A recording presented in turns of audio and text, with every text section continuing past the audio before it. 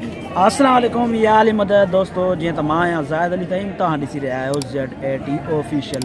दोस्तों जी तो अॼु जहानपुर शरीफ़ में असां आहियूं सूफ़ी फ़कीर हज़रत अनवर शाह साईं बुखारी जी दरगाह ते मौजूदु आहियूं ऐं हिते तमामु बहितरीनु महफ़िल बि आहे ऐं मूंसां गॾु मुंहिंजो भाउ अकबर उर्फ़ रमू भी है। तव्हांखे दरगाह की ज़ियारत कराईंदासीं ऐं उन खां पोइ तव्हांखे महफ़िल भी ॾेखारींदासीं जेकी महफ़िल हिते सूफ़ी गाननि सां हली रही है उहा भी तव्हांखे ॾेखारींदासीं।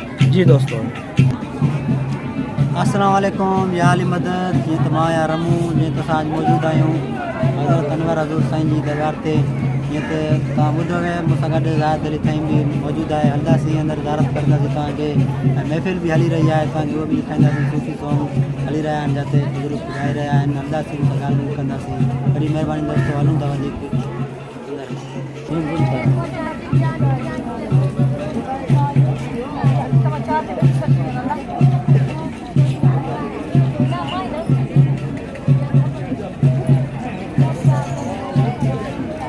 जी दोस्तों ही साईं अनवर शाह साईं जी दरगाह है जो ही रोज़ो तव्हांखे ॾेखारे रहिया आहियूं। माशाअल्लाह सुभान अल्लाह।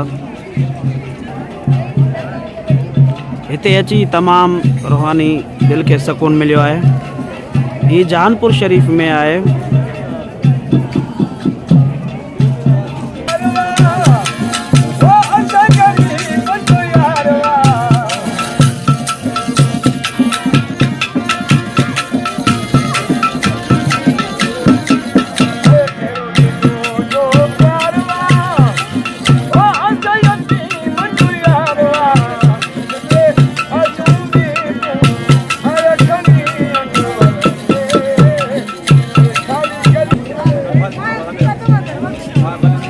दोस्तों ये जो रोज़ो है तमाम माशाल्लाह रश है। इतने तमाम सुठी महफिल हली रही है।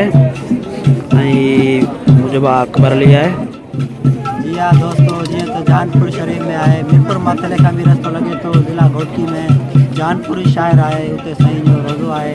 जैं भी दोस्त के अचणु चाहियो त तव्हां अची सघो था जहानपुर शरीफ में लही करे उते रक्शे ते वेही करे अची सघो था। उते पंहिंजी भले सवारी हुजे या भले लोकल गाड़ी ते तव्हां अचो आयुस ते अचो रक्शे ते अची सघो था। तमामु बहितरीनु केतिरी हिमत आहे केतिरी रश आहे।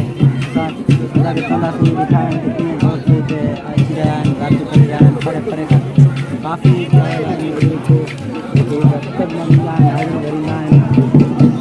तमाम दोस्तन जे लाइ दुआ घुरियूं था त हज़रत अनवर हज़ूर जे सदके तमाम दोस्तन जी दिलन जी दुआऊं कबूल करे।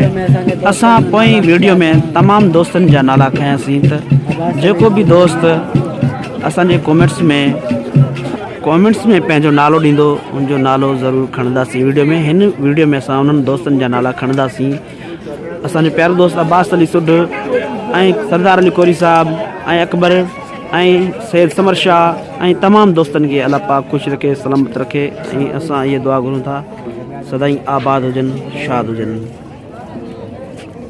दोस्तों हर वीडियो में मां इहो ई चवंदो आहियां त तव्हां वीडियो में तव्हां पंहिंजो कमेंट्स में नालो इज़ा कयो जीअं तव्हां दोस्तन जो नालो खणी सघो।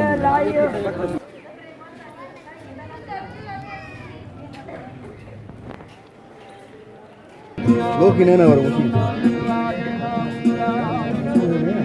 संसार बगोर मुके दिल में सा ओ मेरी दिल को आग लगा के ना मुला दे यार हुजूर शादी ससुर पीछे हर बगोर लागे